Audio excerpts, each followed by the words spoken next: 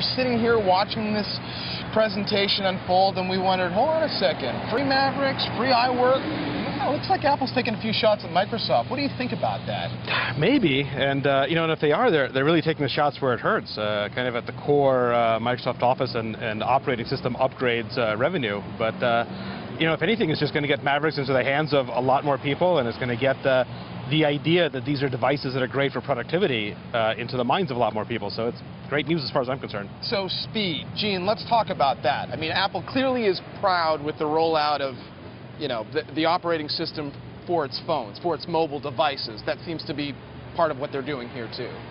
Yeah, I mean, I think that the pace is important. I think the fact that they've got a fresh lineup going into the fall is important too. I think that ultimately what you're getting to around Microsoft and what's going on there, it's quite a shot at Microsoft. So overall, I think Apple pulled out some nice cards today. I mean, is there an argument that people who cover Microsoft, the company, should be pulling out the red pens or pulling out at least the pen to do some number crunching more so today because of what Apple did as opposed to what all today means for Apple? I think longer term there is, because I think this really just, and I don't know what the right word is, it makes Apple makes Microsoft now look kind of like they're being egregious or trying to take advantage of consumers by charging for these upgrades. So it's going to be really hard to move that needle, but it just made it look really like a bad situation for Microsoft.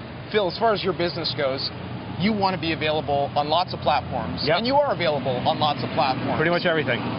But you sort of have to be, you know, placing strategic bets because all of those platforms require lots of man hours and work and that kind of thing. I mean, how much time do you guys spend thinking about that? Well, a lot, and we do support pretty much every platform just because once you get to a certain scale, it's not actually that hard. I mean, it's just having dedicated designer and developer teams trying to make the best experience in each platform is a lot of fun. But what Apple does, you know, every few months is they just raise the bar. They make everyone else have to be better in order to stay competitive. And so it makes us work a lot harder across all platforms because they all improve. But it's ultimately what leads to the best user experience. I mean, your app shows people what they could potentially be doing at work that they haven't been able to do. So when we talk about more iPads being sold into the enterprise, code word for businesses, Wall Street firms, banks, you know, that all plays together. Absolutely. I think what Apple's really done over the past several years is show that modern knowledge workers are demanding the best possible experience at work.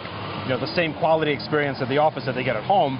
And so Apple products are just playing a bigger and bigger part of that. That makes us happy because we've always done great on the Apple platforms, but it makes all the other platforms have to become much higher quality at work as well. Gene, how important is this story of developers? The latest numbers I think that Apple gave for us today tied to the iPad is there's something like 475,000 apps that are iPad ready, that they paid out something like $13 billion to developers.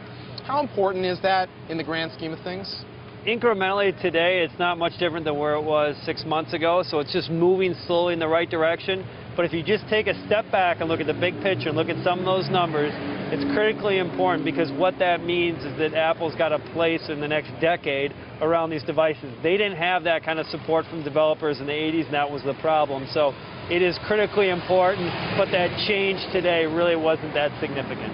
And, you know, Phil, going back to Phil, one thing that Tim Cook has talked about in the past is how much, for example, web usage is taking place, or excuse me, web browsing is taking place on iPads. It was almost him saying, we may not sell the most devices in the world, but when people pick up a tablet, a lot of times they're doing most of the stuff that you would commonly do on an iPad. You're tracking how much activity, how much Evernote activity is taking place on all these platforms. Yeah.